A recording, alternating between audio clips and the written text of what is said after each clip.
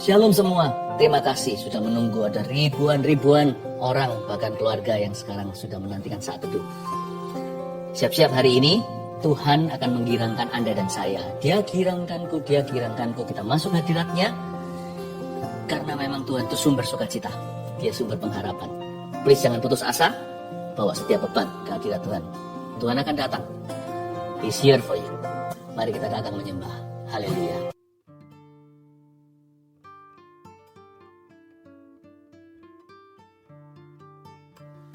Selamat malam semua, apa kabar? Shalom. Dan kalau yang nggak live nanti menyaksikan video ini, di jam berapapun Anda menyaksikan ini, Tuhan ada di situ. Ya, kita mulai dengan kesaksian seperti biasanya. Live chat juga sudah buka. Ini kan YouTube live. Anda bisa sampaikan permohonan doa. Mulai sekarang bisa komunikasi dengan kami. Tim sudah ready. Saya bacakan dulu kesaksian. Dari kesaksian saat teduh yang lalu, yang ini namanya Indah. Bulan Juli salah satu saat teduh, Pastor Philip bernubuat bulan Agustus adalah bulan titik balik. Akan ada deal yang dari Tuhan. Akan ada jabat tangan sebagai tanda kesepakatan. Saat itu saya menerima dengan bingung. Bagaimana caranya ya Tuhan, dalam waktu dekat ada rumah kami yang bisa deal. Usaha suami saya di dunia properti pengembang. Dan saya adalah agen properti. Akhir Juli kira-kira tanggal 28, ada deal harga dan kami diberi DP salah satu rumah kami. Dan tepat bulan Agustus tanggal 6, kami ada jabat tangan di notaris, transaksi jual beli, seperti yang dinubuatkan Pastor Philip. Kemudian Pastor Philip doa minta perpanjangan waktu sampai bulan September. Dan benar-benar luar biasa Tuhan itu. Di akhir September kami deal harga lagi satu rumah yang lebih kecil. Dan tanggal 12 Oktober kemarin kami jabat tangan sekali lagi di notaris untuk pelunasan rumah. Padahal rumah ini sudah 3 tahun nggak bisa dijual. 3 tahun belum bisa terjual, tapi justru di saat pandemi malah bisa terjual dan cash lagi pembelinya. Dahsyat. Sungguh bersyukur buat apa yang Tuhan berikan kepada kami. Puji Tuhan.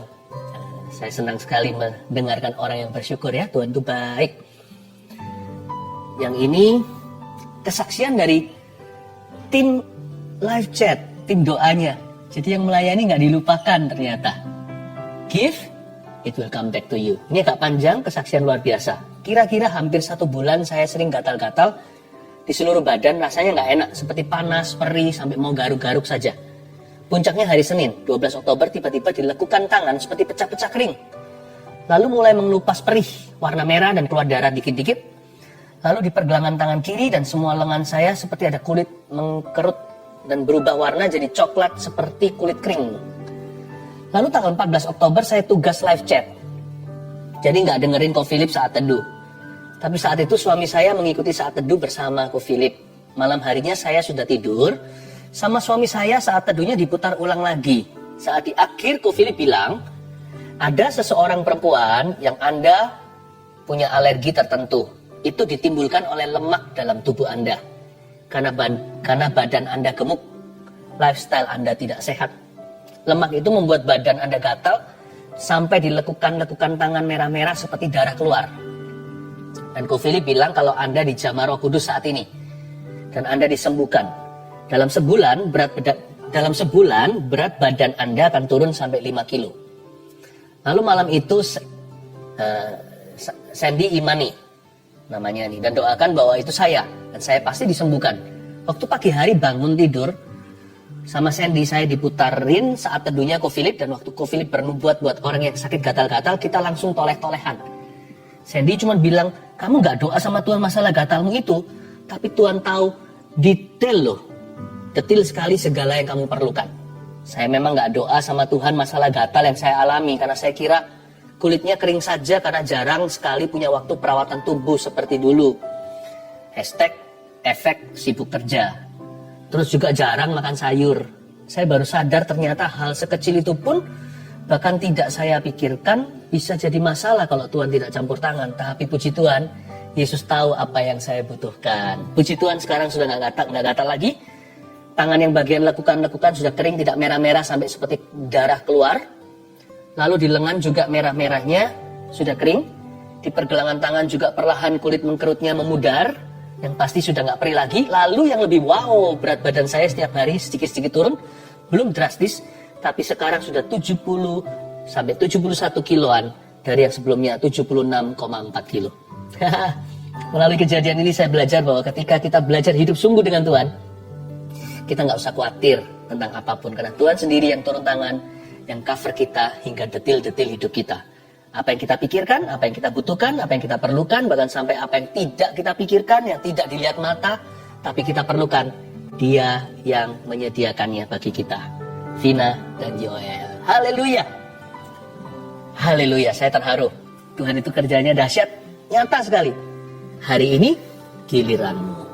Ayo bawa hati untuk menghadap Tuhan Yesus. Dan Insta Live juga sudah bergabung. Mari kita semua satukan hati, satukan iman, bahwa pengharapan kita yang pupus kepada Tuhan. Mari kita menyembah.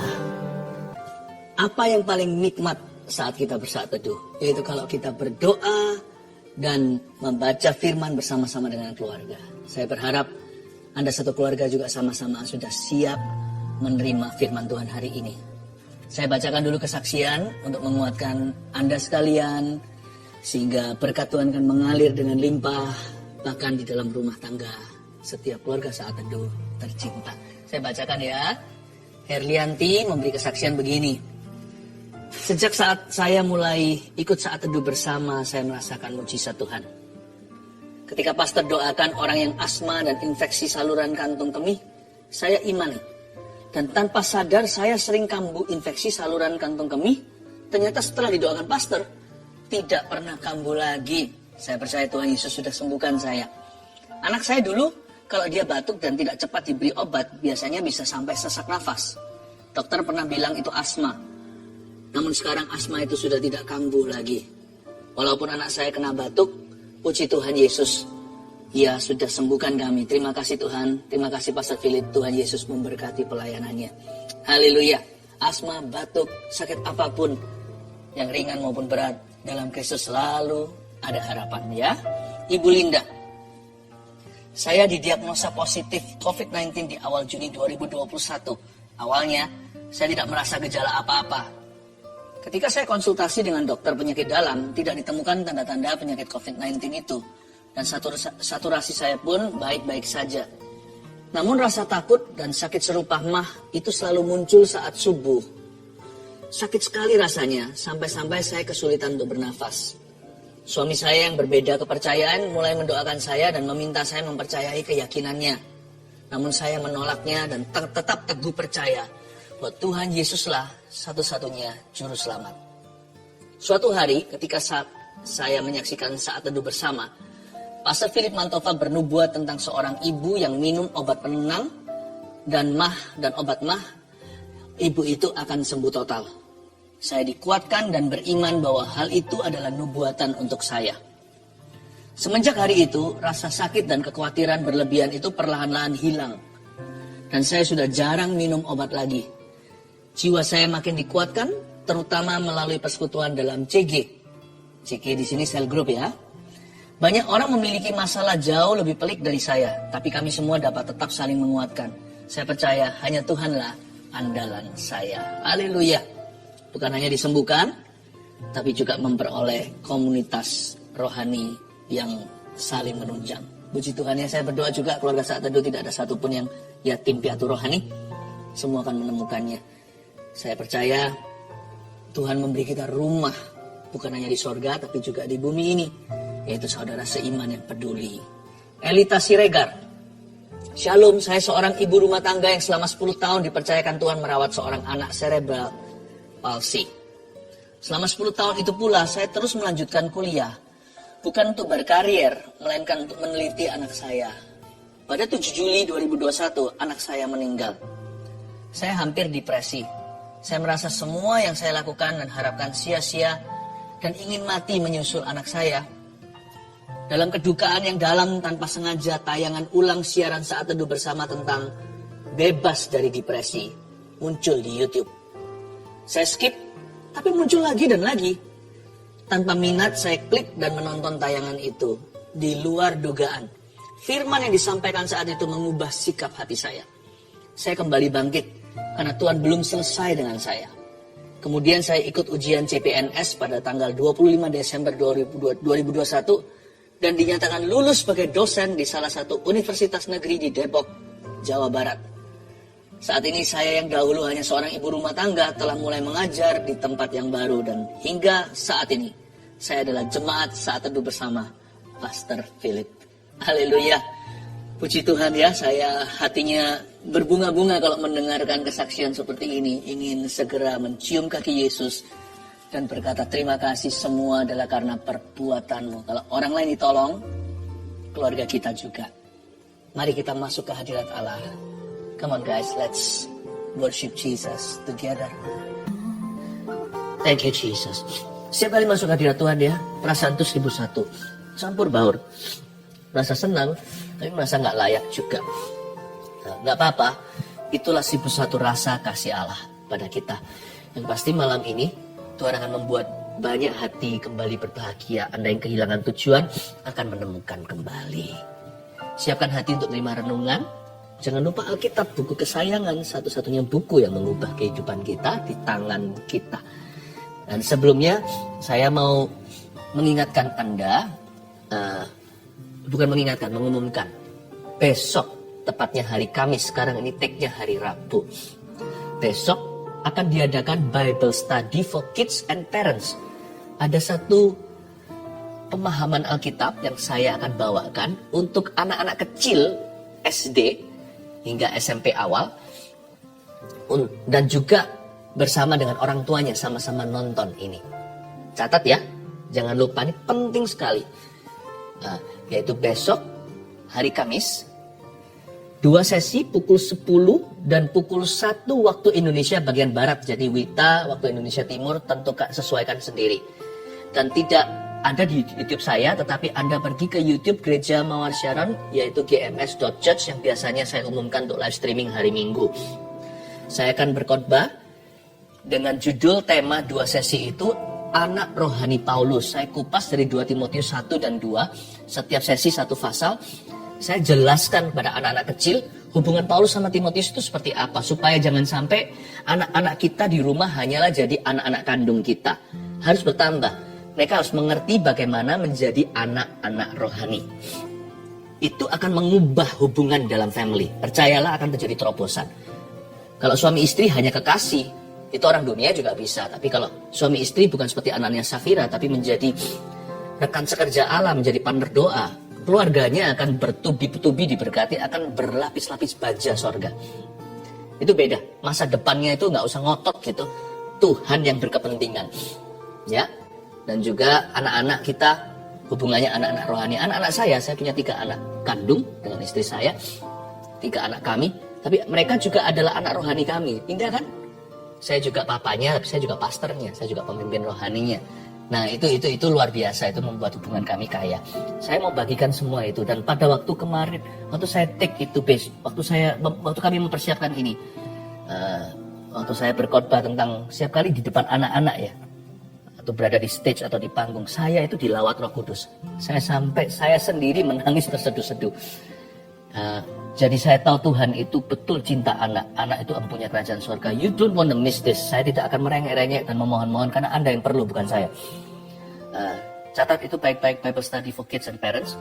Sesi 1 dan sesi 2 pukul 10 dan 1 waktu Indonesia bagian Barat. Acara ini gratis, nggak perlu daftar. Langsung klik saja ya di gms.church. Jangan lupa juga subscribe YouTube ini kalau Anda belum, supaya saya bisa terus follow up kerohanian Anda. Hari ini kita akan bahas seperti yang saya janjikan, pilihan-pilihan hidup yang membahagiakan. Ambil catatan, Filipi pasal pertama, Filipi 1 ayat 1 sampai 18. Itulah pembahasan kita hari ini. Pilihan-pilihan hidup yang membahagiakan. Filipi 1 kita buka ya, kita baca. Salam pembukaannya. Ayat 1 dari Paulus dan Timotius, hamba-hamba Kristus Yesus kepada semua orang kudus dalam Kristus Yesus di Filipi, dengan para penilik jemaat dan diaken. Kasih karunia dan damai sejahtera dari Allah Bapa kita dan dari Tuhan Yesus Kristus menyertai kamu. Ayat 2 ini bicara tentang modal setiap orang Kristen untuk berbahagia. Aneh ya, hari-hari ini dunia itu mencari kebahagiaan di tempat yang salah. Pesta pora, harta benda. Padahal hal-hal itu sementara sih kita punya sekarang, kita thrill atau kita merasa excited, bergairah, paling 1 minggu atau 1 bulan. Lalu setelah itu jadi biasa. Sumber sukacita yang benar itu Kristus. Makanya Paulus berkata gini, kasih. Makanya Tuhan ngomong begini sama Paulus pada waktu Paulus dicobai. Waktu dia duri dalam dagingnya. Tuhan berkata, kasihku cukup bagimu. Modal kita untuk bahagia itu besar loh. Kita ini semua kalau sudah ditebus oleh Kristus, sudah terima Yesus. Kita semua hidupnya dari detik sejak kita bertobat terima Tuhan. Kita itu beranjak dari surplus, bukan dari defisit. Kalau kita hitung kehidupan sekarang dengan dibandingkan, kalau kita hitung hidup, maksudnya kalau hidup kita sekarang dibandingkan kekekalan, suka duka kita itu nggak seberapa. Suka nggak seberapa, duka kita juga nggak seberapa.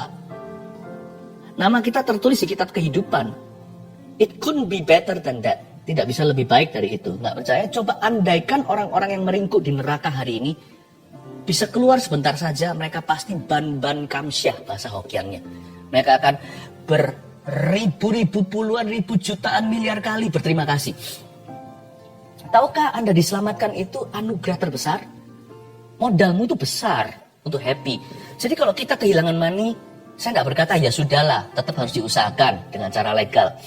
Kalau Anda diputus pacar, bahkan kalau kita ditinggal seseorang yang kita kasih meninggal dunia, sedih dukanya tidak terhingga. Tapi jangan seperti orang tak punya pengharapan. Kalau nama kita tertulis dalam kitab kehidupan, kasih karunia dan damai sejahtera Allah Bapa kita dan dari Tuhan Yesus Kristus itu yang menyertai kita. Bukan hanya di hidup ini tapi selamanya. Tidak bisa dibandingkan dengan apapun yang kita peroleh di hidup ini atau yang kita hilang di dalam dunia. Jangan mengeluh, please. Berhentilah ngomel. Ya, berhentilah. Andai kata si kaya yang dibakar di api penghakiman itu, yang minta kepada Tuhan, pada Bapak Abraham untuk mencelupkan jarinya, kasih setetes air karena dia dahaga, dan minta tolong supaya memperingatkan kelima saudaranya di rumah yang tidak takut akan Allah, kalau perlu kirim Lazarus, si pengemis yang takut akan Tuhan yang mati di depan rumahnya. Andai kata orang mati bisa berbicara, andai kata arwah bisa ngomong hari ini, mereka akan memperingatkanmu. Udahlah, gitu aja kok. Kamu punya Yesus kan, kamu orang yang paling happy. Udahlah, andai kata mereka bisa berbicara. Tapi jangan cari arwah. Cari Roh Kudus berbicara pada kita itu lebih baik, lebih benar, lebih tepat. Modal kita untuk bahagia itu besar, karena modal kita itu kasih karunia, keselamatan. Dan damai sejahtera nggak bisa dibeli oleh dunia. Itu kita punya. Nggak tanggung lagi. Dari Allah Bapa kita. Plus dan dari Tuhan Yesus Kristus. Bukan Allah itu ada dua. Bukan. Bicara tentang kepenuhan Allah Tritunggal. Kasih karunia nggak tanggung-tanggung. Nggak dari satu alamat saja. Damai sejahtera dari Allah Bapa dan dari Tuhan Yesus Kristus. Apa yang Tuhan punya itu punyamu. Sekalipun nggak semua dikeskan dalam hidup ini. Jangan serakah. Nggak semua keinginan kita dikabulkan. Bahkan kadang-kadang kebutuhan kita pun kita mengalami pencobaan untuk sabar sebentar. Doa-doa kita mungkin sampai hari ini masih ada yang tertunda. Tapi selama kita punya Yesus, kita punya segala. Tapi waktu saya baca di ayat 2, kasih karunia damai sejahtera dari Allah Bapa dan dari Tuhan Yesus. Mana Roh Kudus? Nggak disebut. Karena dia tinggal di dalam dirimu. Wow. Bukan hanya kita dapat keselamatan. Roh Allah di dalam kita. Hidup di dalam diri kita. Kurang apa? Ya, saya nggak bicara begini berarti kita nggak perlu meminta untuk kebutuhan kita. Doa Bapak kami itu apa? Berikan kami rezeki kami hari ini. Bukan berarti kita nggak punya keinginan. Bergembiralah karena Tuhan, maka Tuhan akan memberikan apa yang diinginkan oleh hatimu. Gembira dulu. Bukan dapat dulu baru happy. Happy dulu baru dapat. Bahagia dulu baru memperoleh. Roh Kudus itu dia tinggal di dalam dirimu. Your best friend forever. BFF itu. Nggak hanya di hidup ini, selama-lamanya dialah materai keselamatanmu. Sebelum saya lanjut bicara tentang pilihan-pilihan hidup yang membahagiakan, saya berikan dulu landasan, alasan kenapa kita harus bahagia. Jadi orang Kristen nggak happy, berarti orang paling konyol di seluruh universal, di seluruh dunia. Harusnya Christians, orang Kristen yang lahir baru adalah the happiest people on earth. Orang yang paling kuailah, sila. manju dalam bahasa Chinese, paling puas lahir batinnya. Ucapan syukur dan doa kita lanjut lagi. Sekarang saya ajarkan pilihan-pilihan di mana kita memilih dengan hati. Hal-hal yang membahagiakan hidup kita, bukan yang membawa stres yang percuma. Ayat yang ketiga dan 4 bunyinya, aku mengucap syukur kepada Allahku. Ini Paulus berkata, setiap kali aku mengingat kamu. Mengingat siapa? Mengingat jemaat Filipi, orang-orang Kristen di sana. Dan setiap kali aku berdoa untuk kamu semua, aku selalu berdoa dengan sukacita. Perhatikan kata ini, ayat 3 dan 4. Paulus berkata begini, aku mengucap syukur kepada Allah setiap kali aku ingat kamu. Lalu di ayat 4, kalimat terakhir berkata, aku selalu berdoa dengan sukacita. Ayo miliki good habit atau kebiasaan yang baik. Yaitu cari-carilah alasan untuk bersyukur. Tiap hari, tiap saat. Cari-cari. Seperti orang yang suka cari gara-gara sama kita, selalu cari-cari salah. Orang itu kan gitu ya, kalau sudah sentimen sama seseorang, selalu kelihatan salahnya. Kalau seseorang gak suka sama seorang pembicara contohnya, selalu cari celahnya. Atau kalau suami gak suka sama istrinya, selalu aja kritikan yang tajam. Atau sebaliknya, istri terhadap suaminya, selalu kurang. Nah, pakai negative force atau kekuatan negatif itu diubah menjadi sesuatu kekuatan iman. Cari-carilah alasan untuk bersyukur. Gak ada pun cari-cari, pasti ketemu kok. Pasti ketemu. Ya, kalau mata kita terus tertuju ke sana, mau ndak mau, kita akan melihat sesuatu. Jadikan itu kebiasaan baikmu. Jangan cari sesuatu untuk disyukuri, tapi cari yang sudah ada untuk bersyukur kepada Allah. Terima kasih Tuhan. Nanti lihat ya, yang panjang umur situ. Orang yang begitu, yang hidupnya happy, hatinya ringan. Nggak perlu kita itu minta doa, minta Tuhan kasih kesehatan. Hati yang gembira adalah obat. Itu sudah built in di dalam diri kita. Itu sudah keluar zat istilahnya. Di dalam diri kita itu berkat mengalir setiap kali ada hati bersyukur. Cari-carilah alasan untuk bersyukur. Ayat 5 coba lihat bagaimana Paulus bersyukur. Aku mengucap syukur kepada Allahku karena persekutuanmu. Katanya kepada jemaat Filipi. Persekutuanmu dalam berita Injil. Mulai dari hari pertama sampai sekarang ini. Paulus tuh hebat ya, saya nggak tahu ada masalah apa sama Filipi. Kalau menurut saya sih surat ini nggak ada kritikannya. Tetapi pasti ada masalah lah. Mana ada gereja yang sempurna, nggak ada jemaat yang perfect itu. Kalau kita ada 1000 orang Kristen di sebuah gedung, kita punya 1000 problem. Itu minimalis 1000. Satu orang nggak punya satu problem saja. Aku mengucap syukur kepada Allah karena persekutuanmu. Dia berkata persekutuanmu dengan Injil itu dari sejak semula pertama sampai sekarang. Andai kata di sini ada yang mengeluhkan pernikahannya. Wah, dikit-dikit udah bilang cerai nih, hari-hari udah heboh sekali. Apalagi di masa pandemi ketemu terus. Wah, yang masalah semua lah borok-borok lama. Ex-exnya mulai disinggung dalam pembicaraan. Lalu mulailah suka sikat sana sini. Dan selalu kritikan tanpa pujian menjadi keseimbangan dalam pernikahan. Coba bayangkan.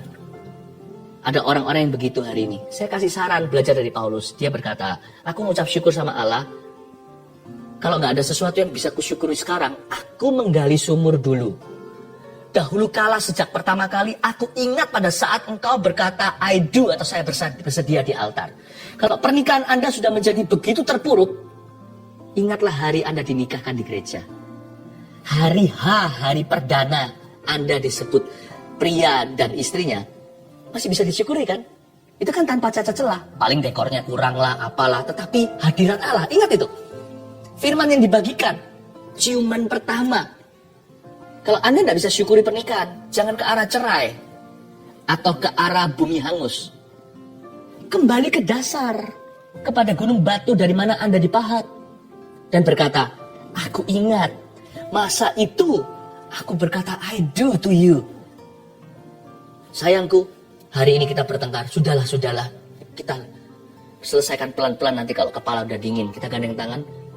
Jangan seperti Ananias Safira sama-sama mati. Kita mau sama-sama hidup. Kamulah teman ahli waris kehidupanku. Mari kita sama-sama gandeng tangan dan berkata, Tuhan Yesus, kami syukuri pernikahan kami. Minimal kalau hari ini nggak ada yang bisa disyukuri, kami syukuri Engkau memberkati kami. Pasti ada jalan keluar esok hari. Begitu. Aku bersyukur kepada Allah karena persekutuanmu dari sejak awal. Ayat 6. Akan hal ini aku yakin sepenuhnya. Yaitu ia yang memulai pekerjaan yang baik di antara kamu, kata Paulus, akan meneruskannya sampai pada akhirnya, pada hari Kristus Yesus. Paulus berkata, dia yang memulai pekerjaan baik akan menyelesaikannya. Akan hal itu aku yakin sepenuhnya. Nah, pilihan-pilihan hidup yang membahagiakan, yang lainnya lagi adalah belajar untuk selalu memilih yakin, bukan ragu. Pilihlah untuk yakin dan bukan ragu. Dua-dua itu energinya sama. Ragu itu membakar kalori rohani juga, ya kan? Sedangkan iman juga membakar kalori. Sama-sama keluar energi. Kenapa nggak pakai untuk yakin daripada ragu? Pilihlah untuk yakin. Paulus berkata begini, akan hal ini aku yakin sepenuhnya. Itu pilihan. Yaitu dia yang memulai pekerjaan yang baik di antara kamu, entah gimana, akan meneruskannya sampai pada akhirnya. Dia yang begins, he will fulfill. Dia akan menyelesaikan. Kalau Anda nggak tahu bagaimana percaya di masa-masa Anda bimbang, nggak tahu, cari lagu-lagu. Jangan lagu-lagu yang membuat Anda patah semangat, lagu-lagu dunia yang menjerumuskan. Apalagi lagu-lagu tertentu itu yang begitu melo, begitu blue, begitu depressing sekali. Orang dengar bisa bunuh diri kali ya. Kalau orang happy dengar itu aja bisa gloomy kok. Bisa seperti ada awan kelabu, apalagi kalau awannya udah abu-abu.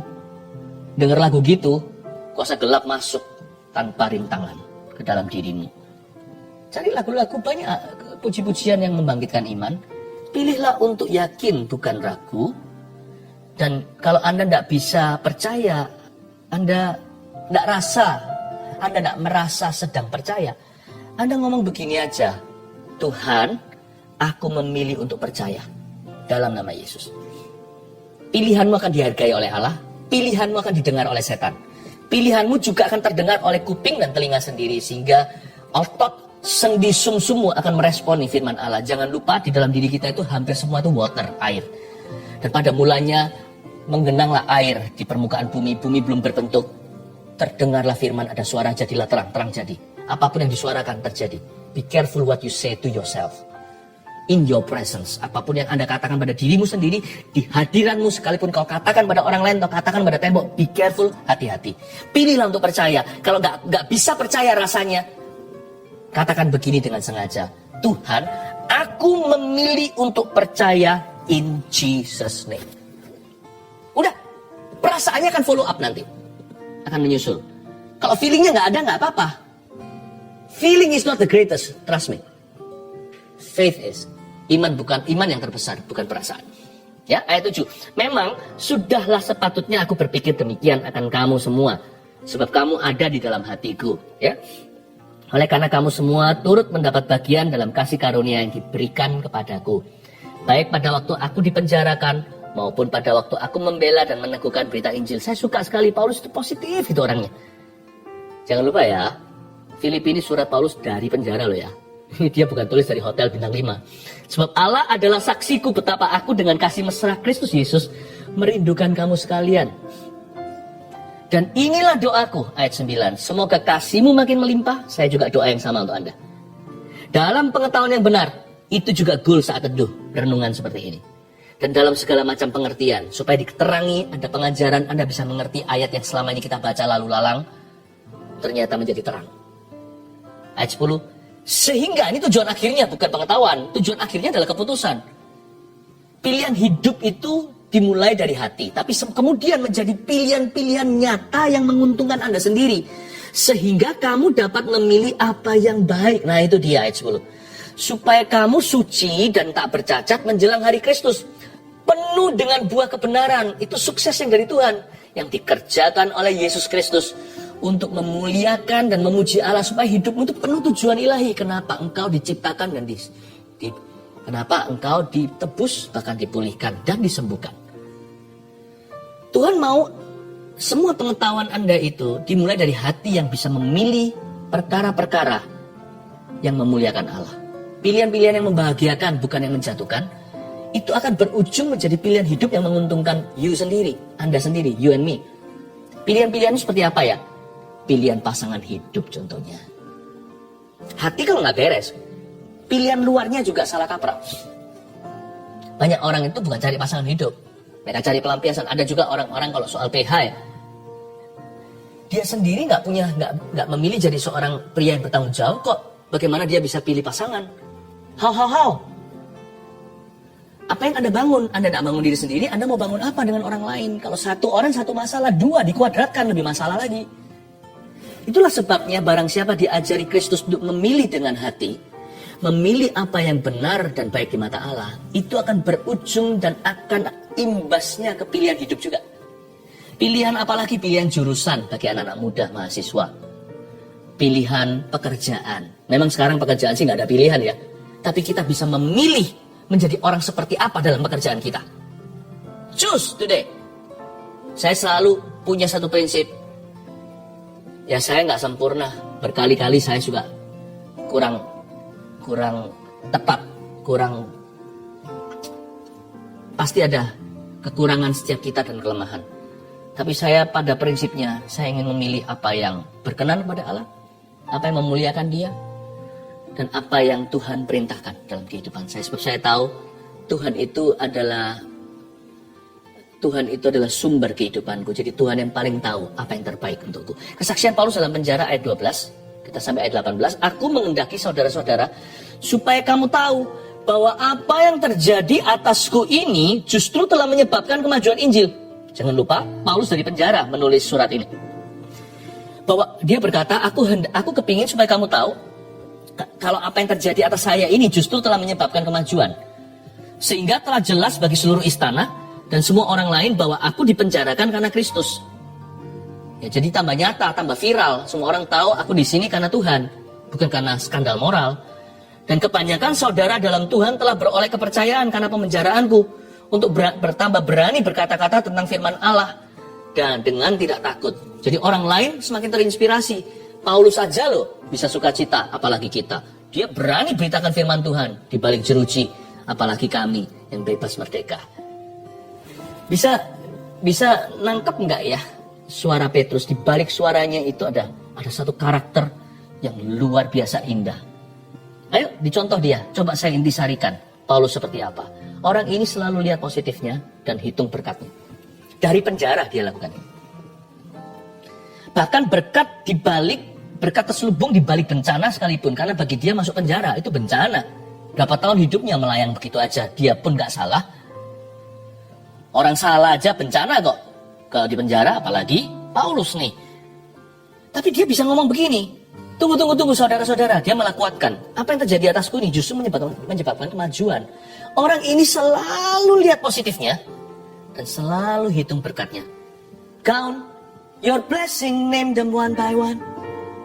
Count your blessings, see what God has done. Count your blessings, name them one by one.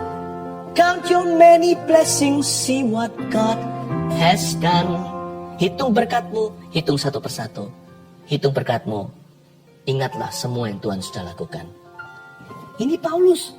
Orang dalam penjara bisa ngomong begitu. Anda juga bisa ngomong yang sama. Ya, apa yang terjadi dengan aku bukan sebagai alasan nih ya. Ini kalau orang malas tidak berbuat sesuatu, ya itu namanya alasan. Tapi kalau kita sudah berusaha, nggak bisa berbuat apa-apa, belajarlah menerima dan berkata, aku akan terus berusaha, tapi hatiku aman kok. Semua yang terjadi padaku ini, hari ini mengajari aku sesuatu. Aku jadi lebih rendah hati. Aku lebih nggak matre orangnya, lagi nggak materialistis.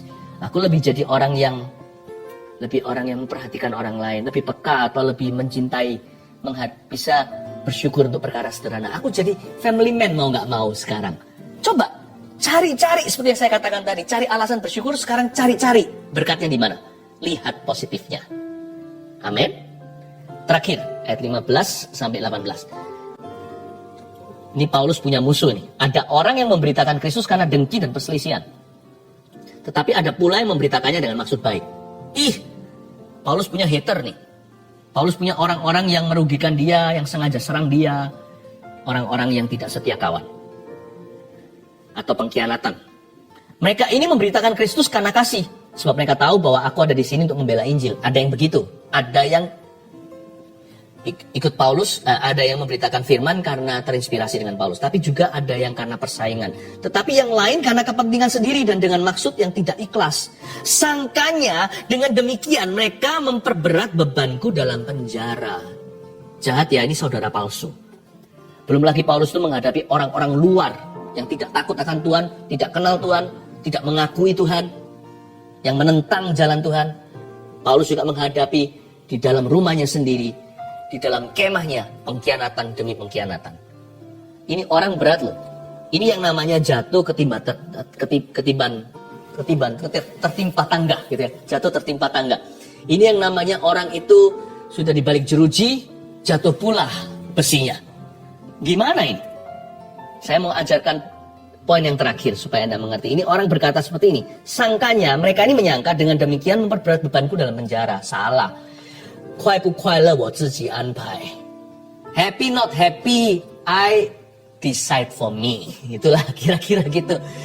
Saya senang nggak senang, bahagia nggak di tangan orang kok. Sangkanya mereka sangka mereka bisa memperberat bebanku, buat saya stres dan depresi, buat saya sedih dan bunuh diri. No, senang nggak senang, happy nggak happy, saya tentukan sendiri. Paulus ini saya kagumi. Ayat 18 terakhir. Tetapi tidak mengapa. Kita belajar dari attitude-nya, sikap hatinya. Tetapi nggak mengapa. Sebab bagaimanapun juga Kristus diberitakan. Kayaknya seluruh sorga berdiri tepuk tangan ini semua malaikat. Baik dengan maksud palsu maupun dengan jujur.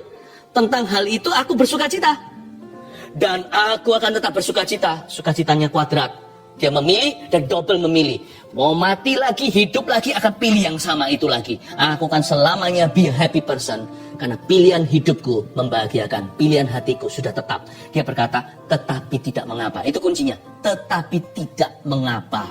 Nggak apa-apa lah ya. Bahasa Hokiannya, cincailah. Poin terakhir itu simple sekali. Pilihlah selalu untuk mengampuni dan melepaskan. Let go. Let go. Ini yang saya sebut belajarlah. Ini yang selalu saya ingatkan diri sendiri selalu untuk belajar cuek untuk hal-hal yang gak perlu. Senantiasa selalu kita pikirin dan kita bawa perasaan.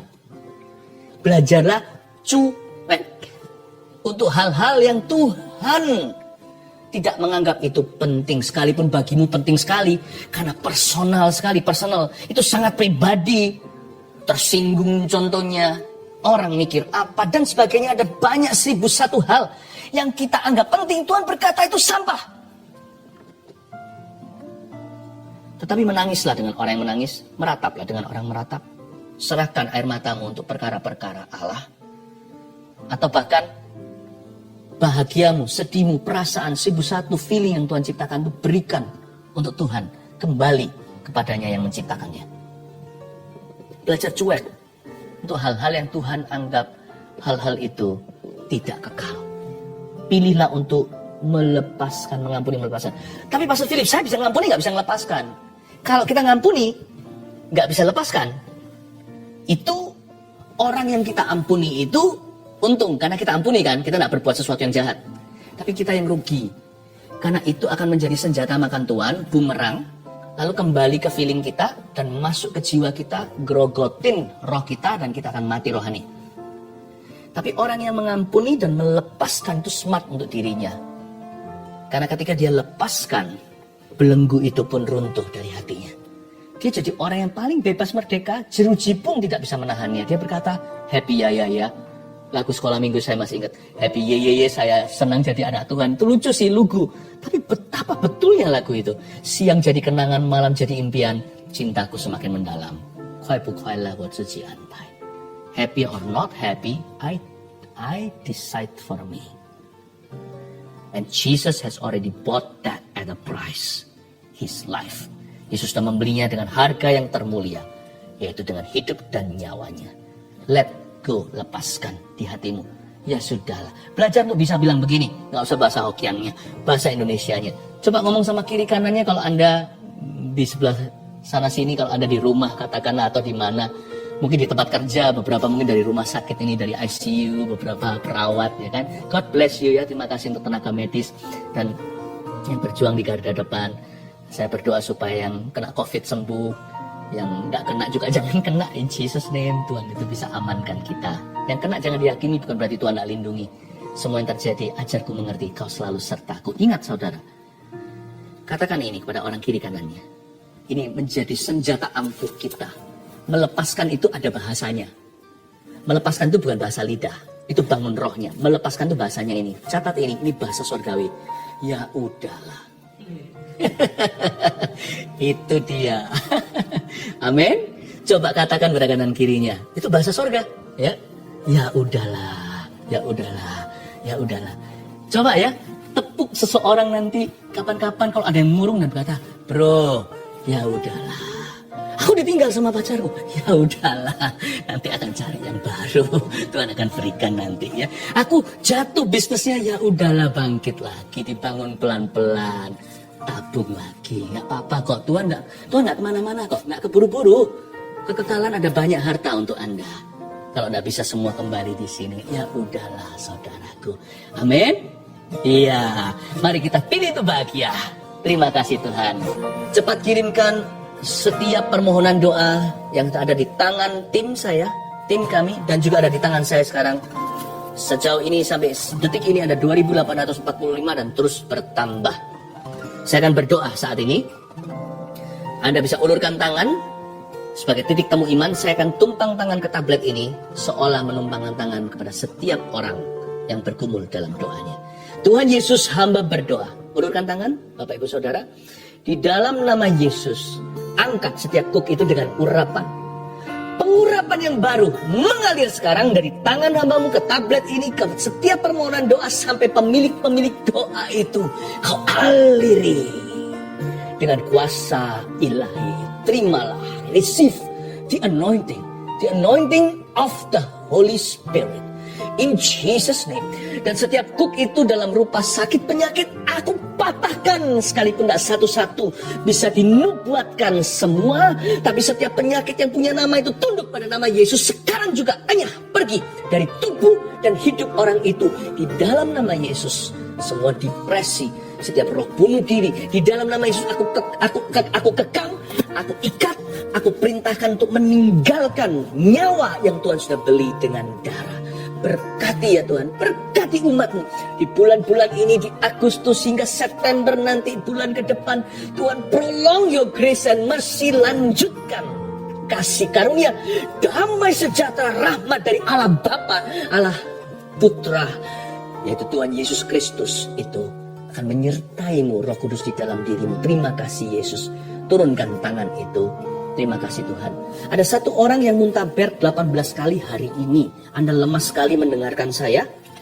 Ya, Roh Kudus katakan Anda disembuhkan sekarang. Tiba-tiba badan Anda segar. Anda berdiri. Anda bisa berdiri, bisa minum air, bisa mandi. Tuhan sudah menjamahmu. Terima kasih Tuhan untuk kesembuhan itu. Pendarahan Tuhan hentikan di dalam nama Yesus. Sebuah pendarahan, ada pendarahan yang Tuhan saat ini juga cabut. Seperti wanita 12 tahun pendarahan itu. Di dalam nama Yesus Kristus, masalahmu di area itu selesai. Detik ini sekarang juga ketika Tuhan firmankan dan perintahkan. Terima kasih Tuhan. Filipi berkata kasih karunia dan damai sejahtera dari Allah Bapa dan dari Tuhan Yesus Kristus itu menyertai engkau. Ada orang-orang juga yang saat ini tidak hanya satu yang mengalami panic attack. Sejak Anda mengalami panik atau serangan-serangan di dalam tidur Anda belum tertidur, Anda tiba-tiba panik, gelisah, Anda berdiri, sesak nafas, bukan sakit pada badannya, tetapi ada sebuah serangan pada jiwanya. Jesus is healing you now. Terimalah damai sejahtera dan kesembuhan. Terima kasih Tuhan. Terima kasih Tuhan. Thank you Jesus. Ada satu orang yang selalu mendapatkan mimpi-mimpi buruk dalam rupa melihat orang-orang yang sudah mati. Ada satu orang yang saya sedang bicara kepadanya. Saat ini Anda mendengarkan. Sekarang Anda dilawat. Badan Anda serasa seperti disetrum oleh Roh Kudus. Tuhan Yesus menjamahmu saat ini juga. Sejak Anda mengalami pengalaman itu, doa Anda tidak pernah nyenyak. Tidur Anda tidak pernah nyenyak dan Anda sulit untuk berdoa. Dan seperti mengganggu dan menjadi stres setiap hari. Jiwa Anda goyah. tiap hari isinya gelisah padahal diserangnya malam hari dalam tidurnya.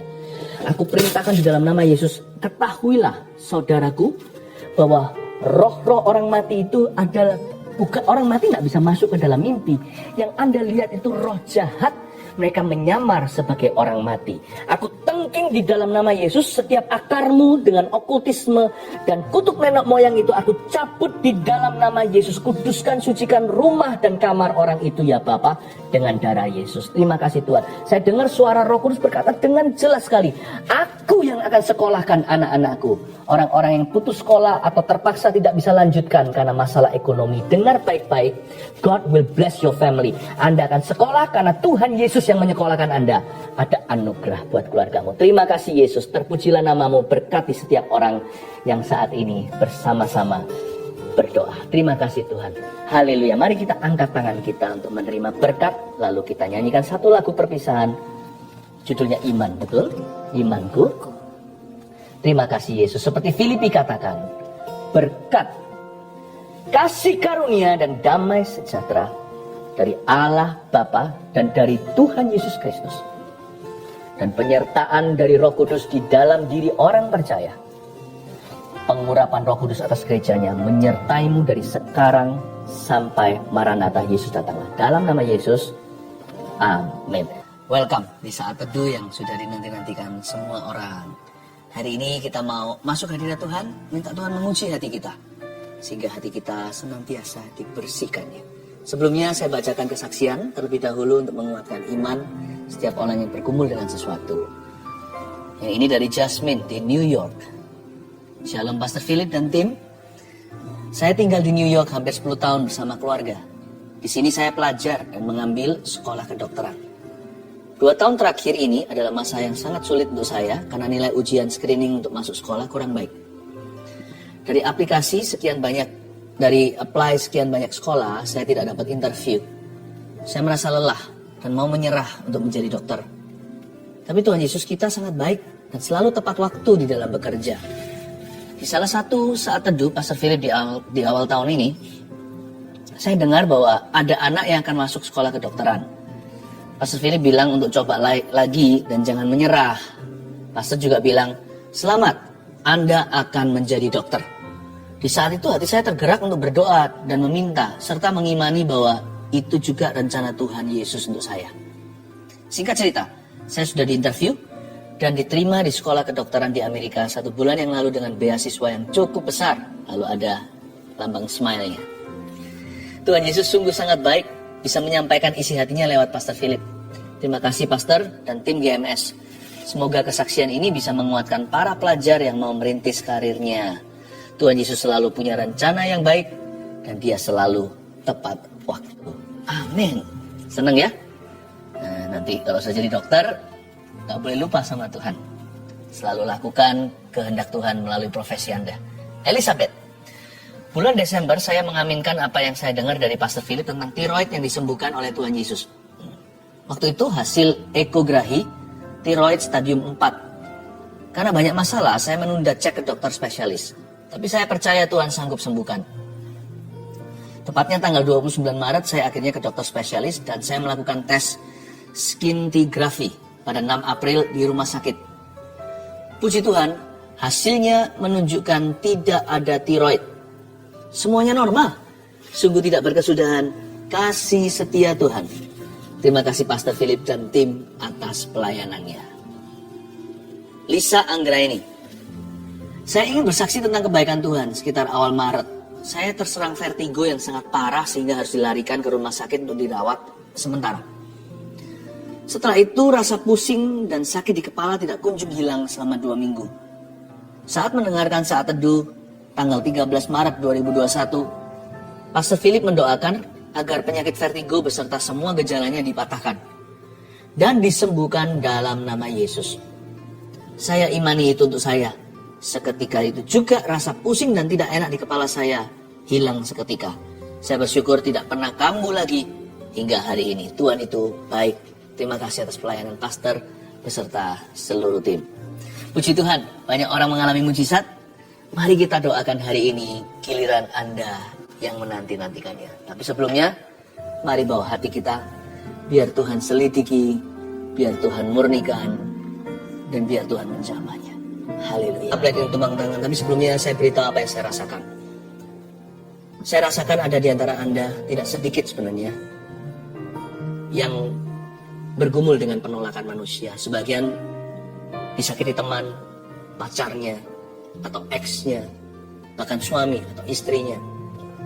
Dan tidak sedikit juga yang berurusan batinnya dengan orang tuanya. Selama ini Anda hanya merasakan kesepian. Yang Anda rasakan ya lumrah sebagai manusia sebelum dengar firman seperti ini. Yang Anda terus rasakan adalah penolakan mereka. Hari ini bertobatlah. Hari ini bertobatlah. Bilang sama Tuhan Yesus, ampuni aku, selama ini aku lihat lubang donatnya. Sementara selama ini kau selalu menungguku, menyambutku, kau membelai aku.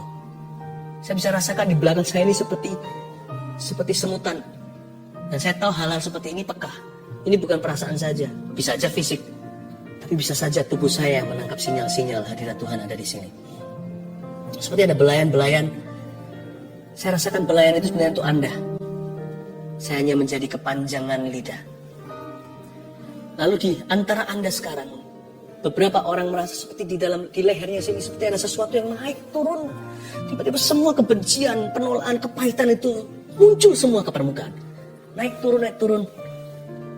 Seperti ada sesuatu yang mau dikeluarkan, seperti mau muntah. Di sebelah sini. Naik turun. Anda merasa Anda adalah anak tertolak. Anda merasa Anda adalah istri tertolak. Ayo cepat-cepat sekarang berdoa. Kalau itu adalah Anda.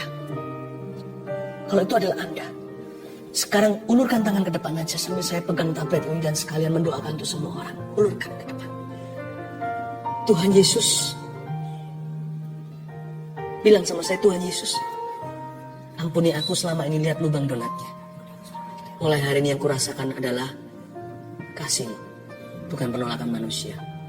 Yang kurasakan adalah penerimaan Allah. Terima kasih Engkau sayang padaku. Aku tidak mau berhubungan lagi dengan roh kepahitan ini dan roh penolakan ini. Aku putuskan di dalam nama Yesus. Aku perintahkan setiap roh penolakan untuk meninggalkan orang-orang itu sekarang. Di dalam nama Yesus Kristus. Keluar. Di dalam nama Tuhan Yesus Kristus. Tinggalkan orang-orang yang kau jajah bertahun-tahun ini. Kau roh penipu, roh najis, roh kepahitan, roh penolakan yang naik turun di leher orang itu. Seolah-olah semua gelembung itu keluar, semua memori itu datang. Aku perintahkan di dalam nama Yesus untuk kau meninggalkan mereka. Dan jangan pernah kembali, jangan ganggu mereka lagi. Karena mulai hari ini mereka akan merasa dikasih. Dan orang-orang ini akan bertumbuh dalam kasih karunia. Terimalah roh pengampunan, ampuni setiap orang yang melukaimu. Sembari Anda minta ampun sama Tuhan, karena tidak jarang Anda yang melukai orang. Tapi sekarang terimalah pengampunan. Sambil terus semuanya diulurkan tangan, diangkat tangannya. Dan permohonan doa terus masuk tablet yang saya pegang dan juga dipegang oleh tim saat ini. Oh Tuhan, terima kasih. Oh Ramakapata Kamaya Ramataka. Roh Kudus jamah, Kau mengasihiku. Tetap diulurkan tangannya. Roh Kudus akan minister to you. Lebih dari yang kuduga, bahkan di saatku. Thank you Lord.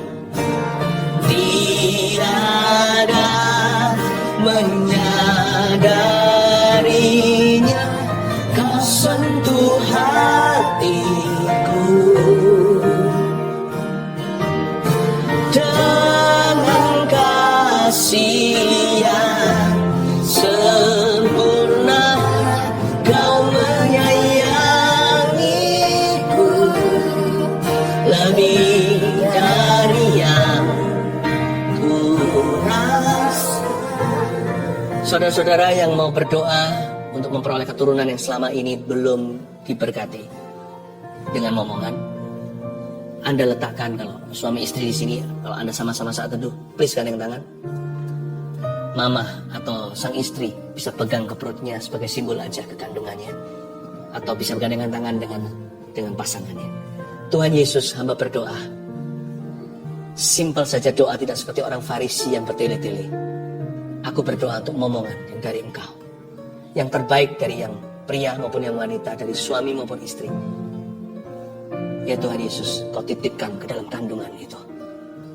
Hamba berdoa di dalam nama Yesus untuk bibit unggul, benih-benih yang ilahi.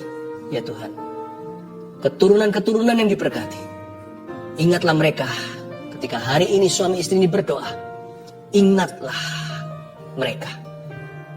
Aku berkati di dalam nama Yesus kehidupan di dalam sang suami, dalam tubuh sang suami, benih di dalam diri sang suami, dan ku berkati kandungan di dalam tubuh sang istri. In Jesus name, mulai sejak saat ini Tuhan akan membuka tingkap langit dan mendengarkan doa ini dan menjamah. Letakkan tangannya semuanya. Ada seorang anak yang baru saja ulang tahun 4 tahun. Anda berkata seperti ini, orang tua. Aku percaya nanti ulang tahun ini ada mujizat terjadi. Dia berbicara, tapi sampai sekarang belum berbicara. Waktu kemarin dia ulang tahun. Anda kecewa sekali rasanya kok Tuhan tidak dengarkan doa. No. Yesus datang terlambat untuk membangkitkan 4 hari, ingat. Dia sudah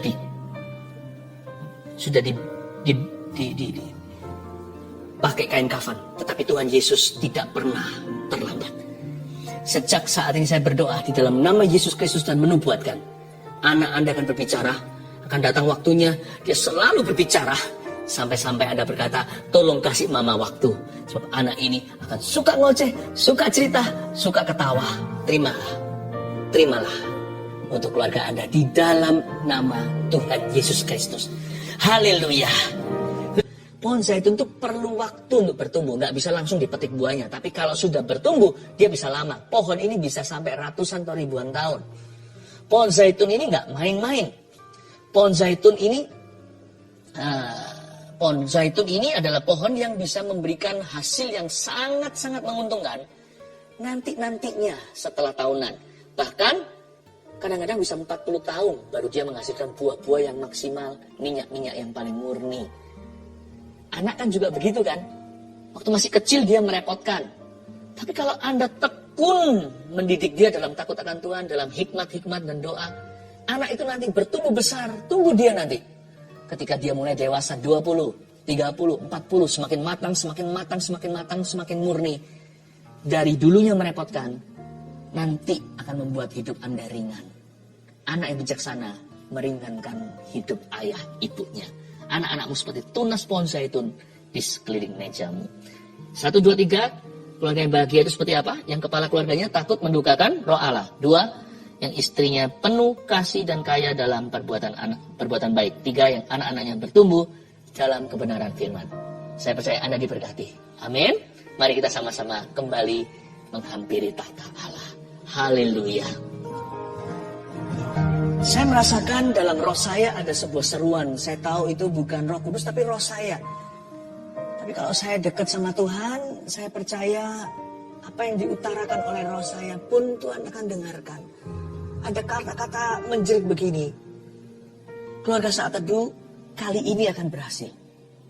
Untuk keluarga Saat Teduh yang ingin ada program untuk punya anak, dibantu dengan medis, dan bahkan dokternya pun adalah seorang anak Tuhan. Don't worry. Seruan dalam roh saya dengarkan. Kali ini akan berhasil. Saya berdoa dalam nama Yesus. Tuhan bisa memberikan lewat mujizat. Tapi kadang-kadang Tuhan memberikan sesuatu yang progresif. Ada waktunya Tuhan memberikan secara supranatural. Juga datang saatnya di waktu kita kadang-kadang sesuatu yang alami terjadi lewat pertolongan.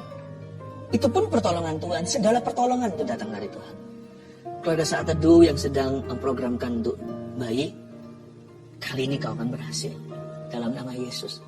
Terima kasih Tuhan. Semua orang yang mengharapkan anak juga, yang meminta mujizat.